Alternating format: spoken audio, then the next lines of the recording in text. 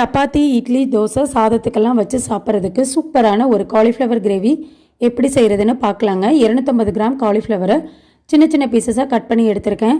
சுடு தண்ணி நல்லா கொதிக்க வச்சுட்டு உப்பு மஞ்சத்தூள் சேர்த்து ஒரு 5 நிமிஷம் நல்லா கொதிக்க வச்சு எடுத்துக்கலாங்க. 6 டேபிள் ஸ்பூன் அளவுக்கு எண்ணெய் சேர்த்துட்டேங்க. 2 பச்சை மிளகாய், இஞ்சி பூண்டு பேஸ்ட்டு 2 டேபிள் ஸ்பூன், கொஞ்சமாக கருவேப்பிலை சேர்த்துட்டு இஞ்சி பூண்டு பேஸ்ட்டு பச்சை வாசனை போனதுக்கப்புறம் 2 பெரிய வெங்காயம்.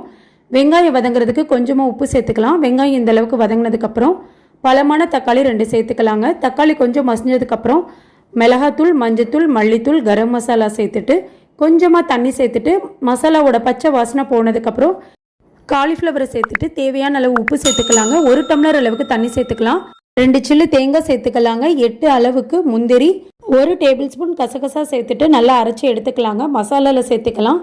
1 டம்ளர் அளவுக்கு தண்ணி சேர்த்துட்டு தேவையான அளவு உப்பு சேர்த்துக்கலாங்க. ஒரு 5 நிமிஷம் கொதிக்க விட்டு எடுத்துக்கலாம். சுவையான காலிஃப்ளவர் கிரேவி